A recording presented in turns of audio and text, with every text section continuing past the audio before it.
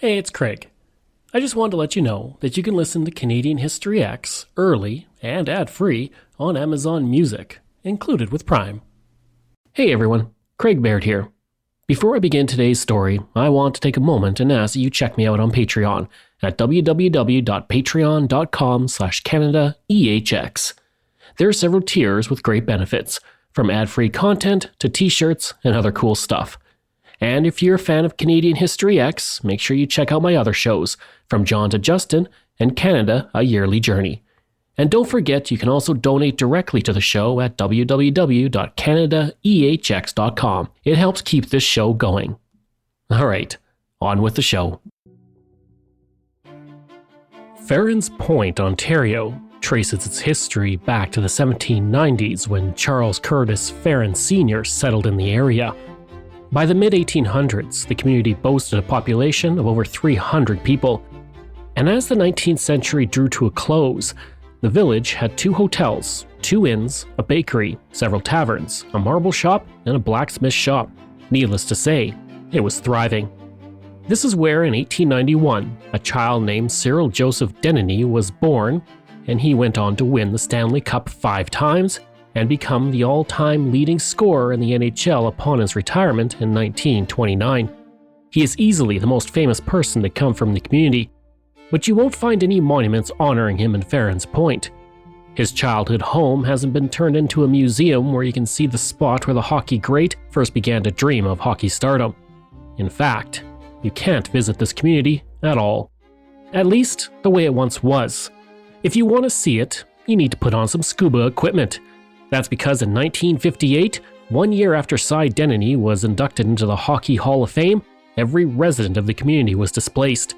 Their homes were bulldozed, the businesses were razed to the ground, the trees were cut down. Farron's Point was essentially wiped off the map. Once it was gone, the waters of the St. Lawrence River flowed through it. Before long, the community was submerged beneath its waves. But this is not the act of Mother Nature. Men did this.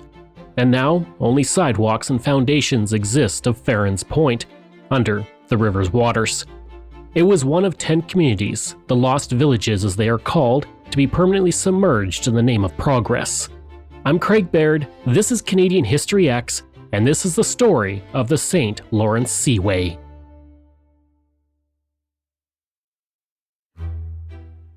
To begin our story, we need to journey back in time a few thousand years. The last ice age lasted from 115,000 to 11,700 years ago.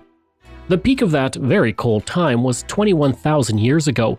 That's when almost all of Canada, except for much of modern-day British Columbia, was covered by ice sheets that were upwards of 3.2 kilometers thick over present-day Nunavut and thinner along the edges south of the Great Lakes. There was a lot of frozen water and a lot of weight pushing down on the earth below. Around 20,000 years ago, those immense ice sheets began to melt in a process that took nearly 10,000 years. And as the ice sheets melted, they retreated north, leaving behind a lot of water. And that's how many of our largest lakes, including Lake Winnipeg and the Great Lakes, were formed. Other bodies of water that were formed then are now mere remnants of what they once were, bodies of water like the Champlain Sea. The Champlain Sea formed from glacial meltwater about 13,000 years ago and stretched from what we know today as Ottawa to Montreal and up to Quebec City.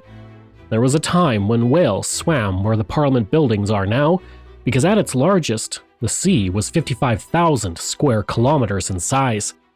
Within the waters of the Champlain Sea, a river was waiting to be born, the St. Lawrence.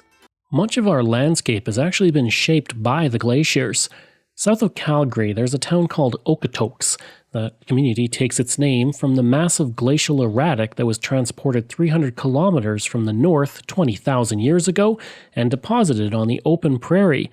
It's as tall as a 3-story apartment building.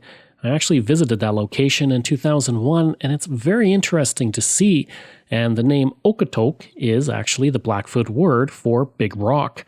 Now, the rivers have cut through the landscape from the Rockies to Hudson Bay, and they were shaped by the glaciers as they disappeared. And even places that were not touched by glaciers were shaped by them. In southeastern Alberta and southwestern Saskatchewan, there is the Cypress Hills. These hills were not covered by glaciers, and they have a landscape unlike anything in the surrounding area. Their flora and fauna is much more in line with the Rocky Mountains than the grasslands of the two provinces. The sea had been created by massive ice sheets that pressed down on the earth below it, and with them gone, the land rebounded and levels rose higher and higher year by year. It took 3,000 years, but eventually the Champlain Sea was gone, and what remained was the St. Lawrence River, which today is 500 kilometers long, 928 kilometers if we include its estuary. Water from the Great Lakes flow out and eventually find its way to the ocean via the St. Lawrence River, and it's not a quick process. A drop of water from Lake Superior on its western edge takes 200 years to reach the Atlantic. Possibly more than any other river in Canada, the St. Lawrence has played an important role in our history from the pre-colonial era onwards. For First Nations, the river was a vital trading route which covered hundreds of kilometers.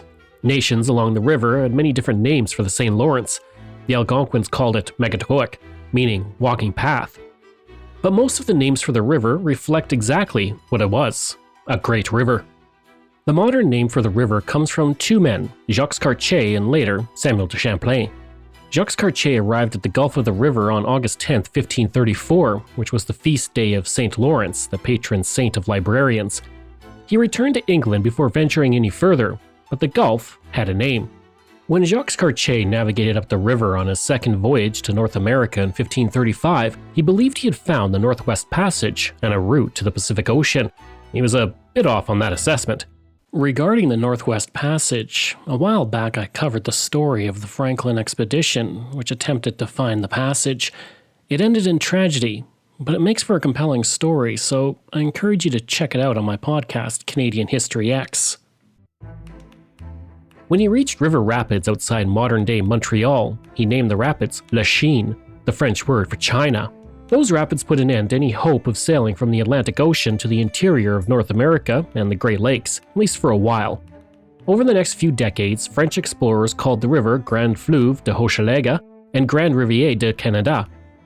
In 1604, Samuel de Champlain recorded the river's name as Fleuve Saint-Laurent on a map, extending the name of the gulf to the name of the river itself, and thus the St. Lawrence River's name was born. A century and a half after Cartier first reached the Lachine Rapids, work to bypass them began. In 1680, a Montreal seminary began to dig a short 1.5 meter deep canal for canoes to use. It was a small step, but it was a start. 10 years later, the New France colonial government began the process of building a canal to allow ships to bypass the rapids, but due to costs and logistics, the canals did not go far beyond the planning stage. A man named Gideon de Casson attempted to build a canal in 1700, but he went bankrupt halfway through, and little was done for the next half-century. Then New France was conquered by the British in 1765 following the end of the 7 Years' War, and the British finally decided to do something about those pesky rapids, but not right away. It took until the American Revolution, which took place from 1775 to 1783, for Britain to build canals to bypass the rapids. Britain was worried about an American attack along the border, and getting ships past Montreal was key to the defense along present-day southern Ontario. The British built 4 small canals connecting nearby Lake St. Louis and Lake St. Francis at Montreal to aid the movement of narrow-draft ships. And while these small canals did help, they were only 0.76 meters deep, with 5 locks that measured 1.83 meters wide. Yet, that was all that Montreal had for the next few decades, until a man with a love of sugar came along. In 1816, a penniless young man named John Redpath arrived on a ship from Scotland in Quebec City and then set off on foot to Montreal. He must have been determined because, apparently, he made the walk barefoot. Although that story most likely has been embellished over time, he most likely just had shoes with a lot of holes in them. Nonetheless, Redpath had trained as a stone mason in England, and that proved to be his path to success in Montreal. With a strong work ethic and a good sense of business, he slowly grew a construction business as the city developed. Only 5 years after he arrived, he was part of a new consortium that formed in 1820 to build a canal to bypass the Lachine Rapids. The man who arrived in Canada penniless was the main contractor. The consortium bought the land for the canal from the Roman Catholic order, who had left it unused for about 2 decades. Ground was broken on the historic canal project on July 17, 1821. 4 years later, the canal was completed, and the first stage of the eventual St. Lawrence Seaway was concluded, and that year Montreal had a population of 27,297 people. It measured 14 kilometers long and had 7 locks. Each lock was 30 meters long and 6 meters wide. And the impact on Montreal was immense, as now ships could travel past the Lachine Rapids, and this brought with them a lot more trade, so factories were built along the banks of the canal, and people flooded to the city to find work. In 1832, Montreal was incorporated as a city, and by 1871 there were 130,000 people living in the city, and it was the most populous city in Canada. That title would hold until 1998, when Toronto took over. Meanwhile, the Lachine Canal also helped raise John Redpath's profile, and he was commissioned for new projects, including the first buildings of McGill University and the stunning Notre Dame Basilica in Montreal. In 1856, he founded Redpath Sugar, and then built the first sugar refinery complex in Canada. By the time he died in 1869, he had seen the annual ship traffic passing through the canal go from 600 vessels in its first year to 13,000 ships. On a bit of a side note, there's a very interesting story about Redpath Sugar. On June 13, 1901, Ada Redpath and her son Jocelyn were found dead in their Montreal mansion. Their bodies were buried within 48 hours, and there was very little investigation into what happened. No one knows what happened, or who killed them, and some claim their ghosts haunted the mansion, which unfortunately was torn down in 2014. A bit of a tangent away from our story, but maybe I will explore this story later in October. The Lachine Canal was a good first step, but to the west another barrier existed, and this one made the Lachine Rapids look like a relaxing bubble bath. Horseshoe Falls rise 57 meters in height and 790 meters in length on the Canadian side, making Niagara Falls a sight to behold and the most powerful waterfall on the entire continent. Every single second, 64,000 cubic meters of water cascade over the falls as Lake Erie drains into Lake Ontario. This is the equivalent of 3 Olympic-sized swimming pools every single second. Now, the falls have existed for 10,000 years, formed by the same retreating ice sheets that form the Great Lakes. And when they first formed, the falls were located 11 kilometers to the south, near present-day Queenston, Ontario. Erosion has slowly moved the falls to their present location. And make sure you go see them, because in about 50,000 years, they will have eroded all the way to Lake Erie and will cease to exist. I grew up on a farm in central Alberta, so there was not a lot of lakes or rivers near me. There certainly weren't any waterfalls. Several years ago, I did a cross-country drive and I visited Niagara Falls. And if you've never seen the falls, I can't recommend enough that you at least visit them once in your life. They are an awe-inspiring sight that needs to be seen to be believed, to just understand how truly powerful they are. I am planning on a history of the Niagara Falls sometime next year for an episode, but before then, I encourage you to read Pierre Berton's book, Niagara, for a bit of that history. To bypass the falls, a canal was needed that could link Lake Ontario with Lake Erie. And that is where William Hamilton Merritt comes in. He was a businessman in the area and a veteran of the War of 1812. After the war, he bought a store, sawmill, and grist mill on 12 Mile Creek near Niagara Falls. Unfortunately, the water levels of the creek were unpredictable, and that made operating his mill difficult. He turned his attention to the idea of building a canal that could not only bring more business to his mills, but also keep them running with a stable source of running water.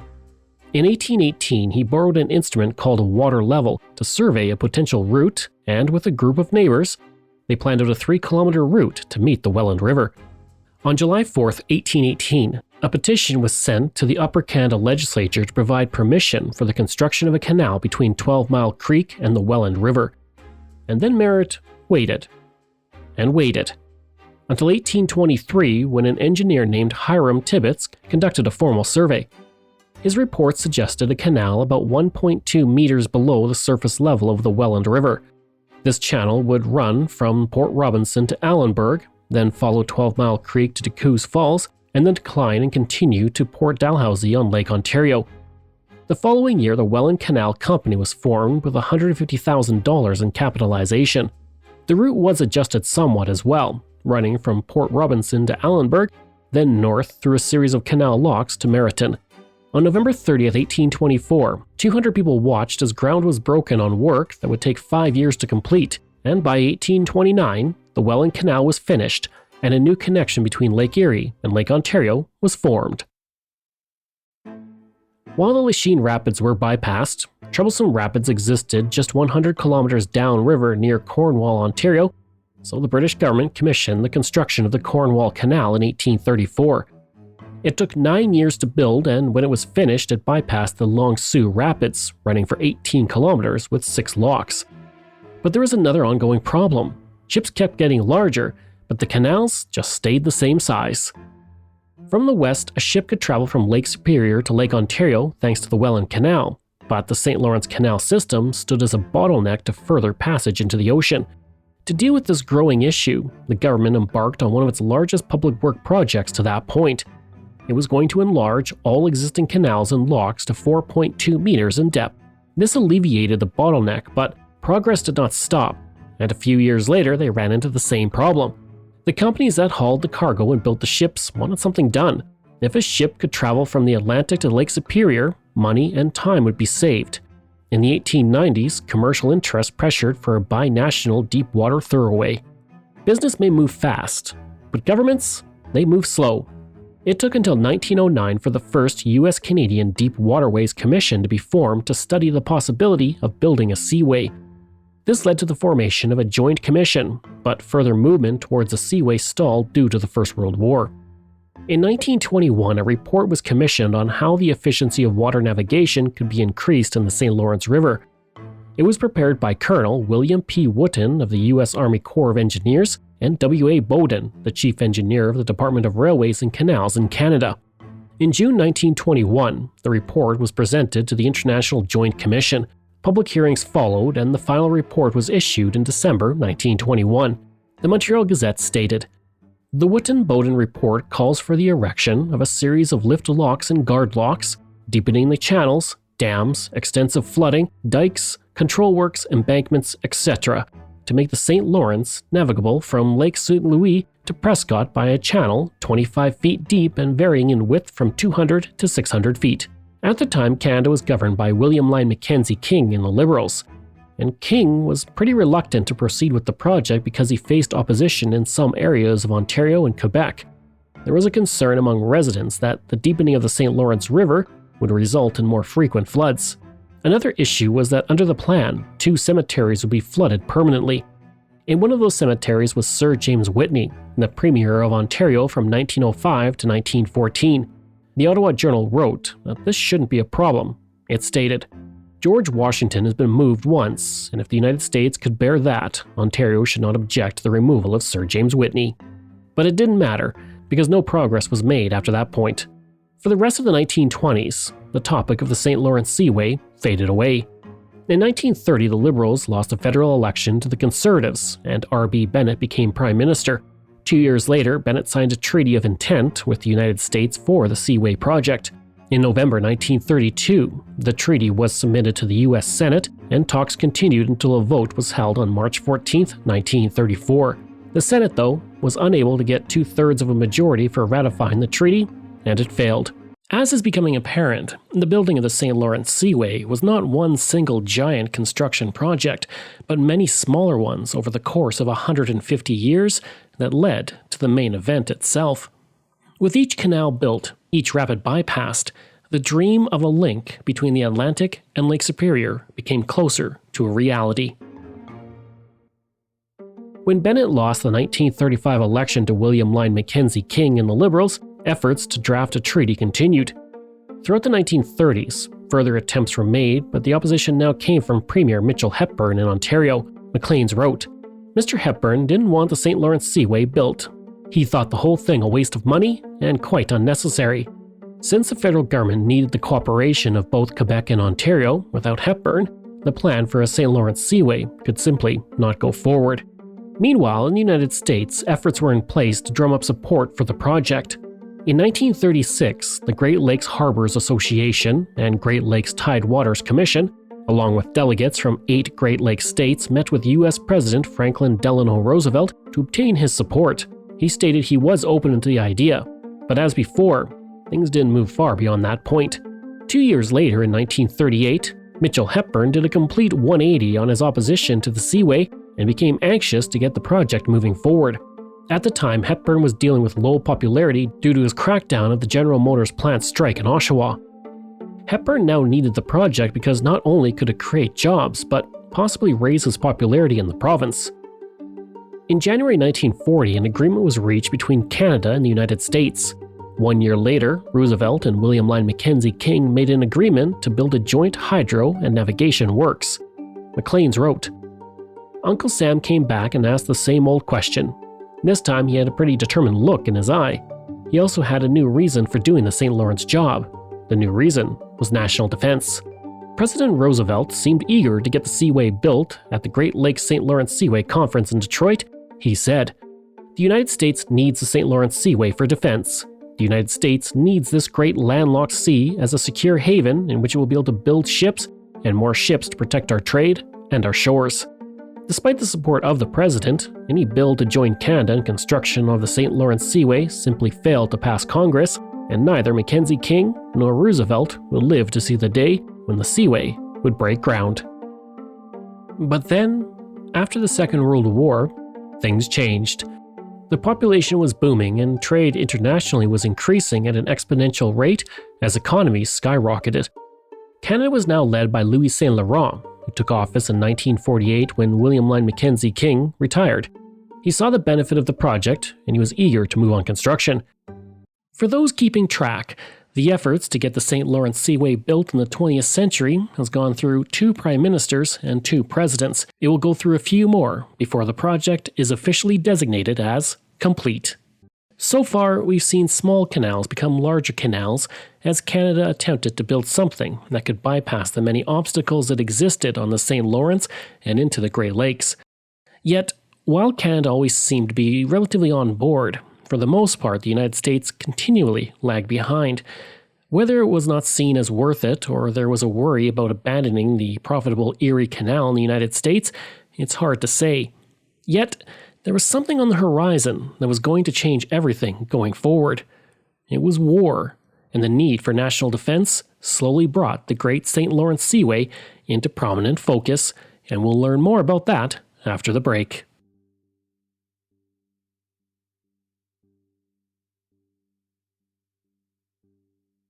We've been following the story of the St. Lawrence Seaway for hundreds of years now.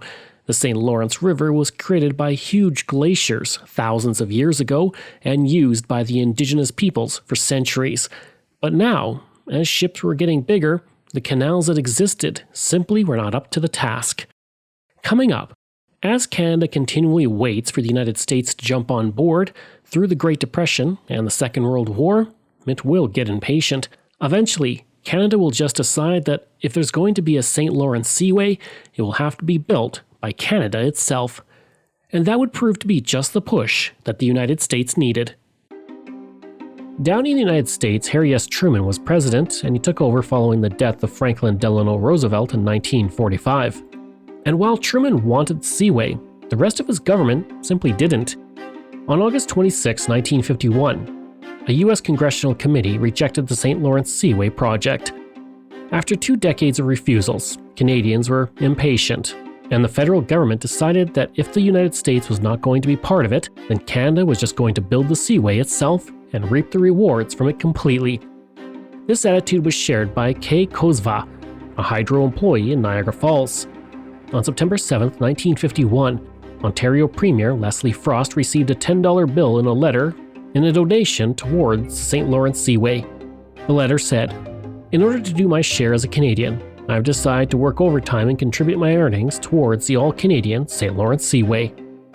On September 28, 1951, the 2 leaders met and Prime Minister Louis Saint Laurent told President Harry Truman that the Canadian government would construct the Seaway completely within Canadian territory.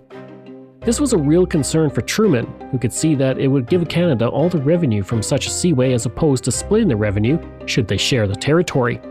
Regardless, Canada would grant the United States permission to use it. When news got out about the ultimatum, there was a harsh reaction from American Senator George Aiken of Vermont, a supporter of the Seaway project. He said, "It is a disgrace for the United States to force Canada to do this for their own protection. We ought to be ashamed of ourselves." Truman issued a statement saying his preference was a joint construction project. Representative Tom Pickett of Texas said, "He's finally showing a little judgment." As America warmed to the joint project, Canada was not about to wait. On December 21, 1951, the Canadian federal government created the Crown Corporation St. Lawrence Seaway Authority.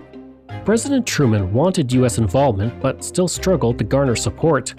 When a bill was put forward to the U.S. Senate in early 1952, Truman said, "If Canada constructs the waterway, then no doubt some future administration will allow New York and Quebec to obtain all the power. This is one of the worst things that could happen in the northeast section of the country." His call to action fell on deaf ears and the motion was killed in the Senate. Instead, the Senate passed a motion, 43-40, to return the bill to its Foreign Relations Committee for further study. Canadian Transport Minister Lionel Chauvier said nothing would slow down Canadian plans to build the Seaway. And by the end of 1952, Truman was once again appealing to Congress. Representatives Harry McGregor of Ohio, who was a major critic, shifted gears in January 1953 and would agree to the project if terms were worked out in advance on sharing construction and maintenance costs. On January 12, 1953, debate began in the U.S. Senate, and a bill emerged from the House of Representatives Committee of Public Works on February 22, 1954. Unfortunately, Truman would never see the Seaway built as president, nor would it become part of his legacy. On January 20, 1953, Dwight Eisenhower replaced him as President of the United States. As for that bill introduced in February, it was approved by the House and Senate in May 1954, and the long road to American involvement in the project had finally come to an end. On May 13, 1954, President Eisenhower signed the St. Lawrence Seaway Bill, also known as the Wiley-Dondero Seaway Act. And joining Eisenhower at the signing was Canadian Ambassador A.D.P. Heaney. Eisenhower used 9 pens to sign the bill. 3 were made from wood recovered from Fort Detroit in Michigan, which was the last British-held fort in the United States. Eisenhower said, "Now work can begin on this great project." In a story about the St. Lawrence Seaway, we are nearly 3/4 into the story before we get to the actual construction happening. As with so many things, though, the story of an event, person, or project in Canadian history often has much more lead-up and small steps before things really get moving. The same is true for one of the biggest construction projects in Canadian history. On August 10, 1954, there was a groundbreaking ceremony that took place on the American side of the border. Governor Thomas Dewey of New York State pressed a button to set off a dynamite charge, while on the Canadian side, the ceremony was a bit less explosive. Prime Minister Louis St. Laurent dug into the dirt with a shovel, along with Ontario Premier Leslie Frost. The Montreal Star reported, Mr. St. Laurent, after breaking ground, said that the ceremony has been characterized by the spirit of friendship and harmony, which Canada and the US have come to accept as normal. The St. Lawrence River has become a bond rather than a barrier. He said that the project will bind together all residents of the St. Lawrence Valley. And now, the project really got to work. One of the biggest parts of the project was the construction of the 2,090 megawatt power dam near Cornwall, Ontario. Now this came as a mixed blessing for Cornwall because, although it was expected to help in the future, especially thanks to the $1 million filtration plant the city received as part of the agreement, there were several problems for the city during construction. The city was flooded with workers who had to live in trailers and rented rooms due to a housing shortage. Rents skyrocketed and many families were pushed out. As many as 5,000 people traveled to see the construction as well, causing traffic chaos. And on paydays, construction workers were often rowdy at the end of the work week and kept the small police force very busy. Construction finished on July 1, 1958, when 27 tons of explosives were used to demolish the coffer dam that diverted the St. Lawrence River away from the new dam, and then it took only 4 days for the new hydro plant to become operational and begin providing power to Ontario. And there were many changes to old infrastructure because of the St. Lawrence Seaway construction. Bridges had to be rebuilt to allow for larger ships to pass underneath. At the Jacques-Cartier Bridge in Montreal, the piers were enlarged and the bridge was raised to 120 feet. A new higher span was built along the old bridge, then it was raised with hydraulic jacks and detached from the bridge frame. The new span was then lifted and fitted into place. The process of swapping bridge decks took only 2 hours. The Montreal Gazette reported, "The spring of 1955 may seem like just another spring in Montreal, but already huge bulldozers and other heavy equipment are about to move onto 2 projects bordering the South Shore. Last week, the authority called for tenders for excavation and construction of the Seaway along about 4,900 feet in the river opposite Montreal, extending to the upper end of the present ship channel. In Ontario and Quebec, rivalries between towns sprung up as they all vied for a share of what the Seaway could provide. Both Toronto and Montreal said they would be the gateway of the Seaway. Toronto Mayor Fred Gardner stated, "Toronto will have a population of 2 million in 15 years. Nothing can stop us from being one of the most important cities in the world." And he turned out to be right in that regard. Toronto passed 2 million people in population in 1971. As a result of the construction of the Cornwall Dam, 15,400 hectares of land were flooded, which created Lake St. Lawrence. And within that area were several communities, railways, and highways that went through the land, and all would be lost to the lake. Altsville, Dickinson's Landing, Farron's Point, Maple Grove, Miles Roches, Moulinette, Santa Cruz, Sheik's Island, Wales, and Woodlands were all lost beneath the waves. These communities became known as the Lost Villages. Residents were given market value for their homes, although many felt they were cheated because the Seaway plan had decreased the property values before the government compensated them. And 2 communities were relocated, rather than demolished. Iroquois was a larger town site, and the decision was made to move its population to a new site, and 152 buildings, mostly homes, were relocated. The community is now known as South Dundas after its amalgamation with Matilda, Williamsburg, and Morrisburg in 1998. Now, Morrisburg was the second community relocated because 1/3 of the community would be lost to the St. Lawrence Seaway project, including its main street and original business district. A total of 87 homes were moved, and the entire downtown business district was demolished and relocated to a shopping plaza. Think about where you live now. Perhaps you've lived there for decades, or maybe your family has lived in the area for a century or more. Now think about being told you have to leave. You have no choice, really. The St. Lawrence is going to start rising, and your home is going to be underwater. Yes, the government is offering you money for your home, but does that replace the many memories you have there? What did Cy Dennedy think, knowing that his hometown was going to be no more? What would you think, knowing the place you loved is going to be under the waves? That one day, all that will exist of that place is the memories that you formed over the course of your life. It's a sobering thought, and one many people have had regarding many projects in Canadian history. The Canadian National Railway line also moved 1.1 kilometers north of its original location, and part of the flooded area included Chrysler's Farm, a location of a major battle during the War of 1812, but the monument marking the battle's location was moved. Today, a few remnants of these villages remain, and sidewalks and building foundations can be seen under the water or even along the shoreline when water levels are low. In all, 525 homes, 6,500 people, 64 kilometers of railway, and 56 kilometers of highway were relocated, while 20,000 acres of farmland was lost. The Akwesasne people also lost 1,200 acres of reserve land and 15,000 acres of their traditional land. But unlike the residents of the lost villages, they were not consulted, and they were not compensated for their losses until 2008, when they finally received monetary compensation.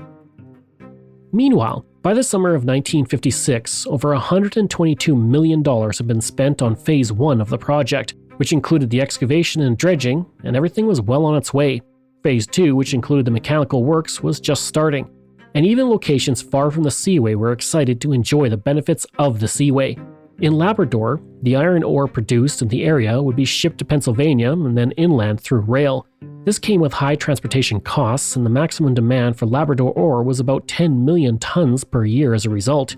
But with the Seaway, the ore could get into the interior much easier and cheaper, allowing for upwards of 20 to 30 million more tons of ore to be sold by the province. On April 25, 1959, the St. Lawrence Seaway officially opened.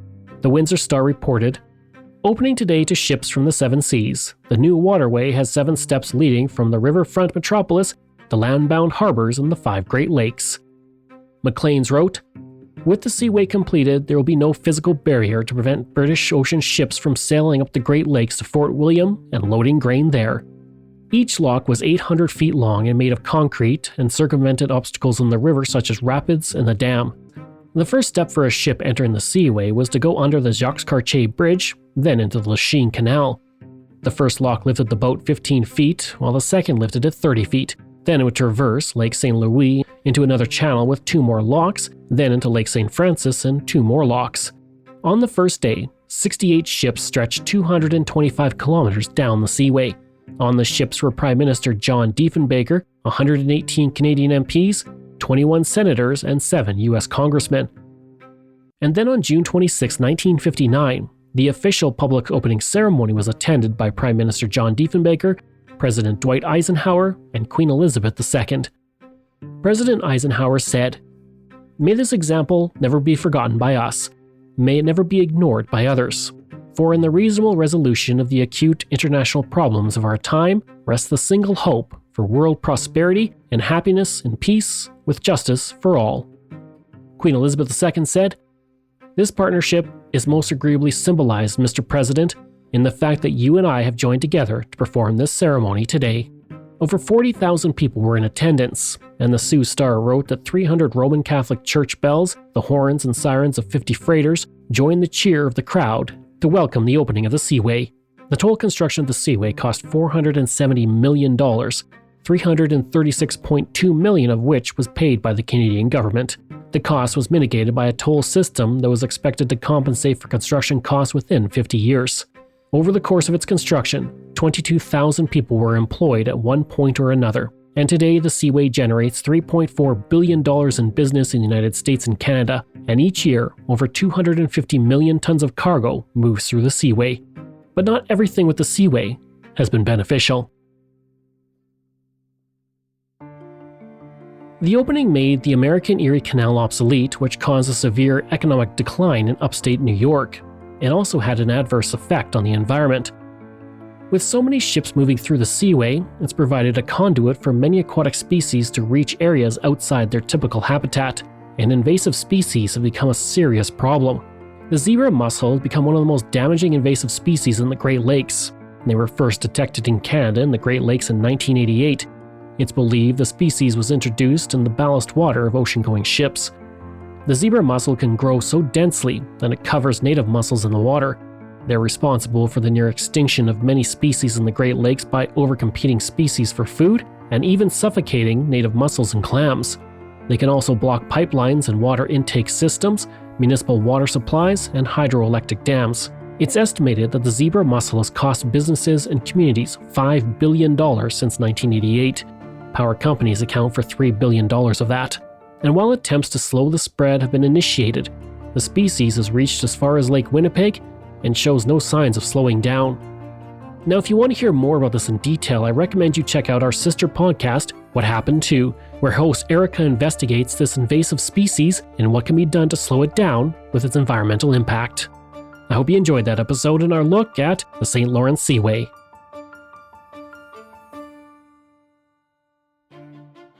This show is researched, produced, and written by me, Craig Baird, with the help of Dila Velasquez. Audio production and design by Rosalind Kufor. If this is your first time listening and you like what you heard, please take a moment and give us a 5-star review to help other people find these amazing stories. And there are so many for you to sink your teeth into. If you enjoy this podcast, then please check out my other podcasts, From John to Justin, Canada, A Yearly Journey, Pucks and Cups, and Canada's Great War. We love hearing from you, so if you have a show topic you want me to cover, email me at craig@canadaehx.com or stop by my website and social media. I'll include all of those in my show notes. Until next time, I'm Craig Baird, and this is Canadian History X.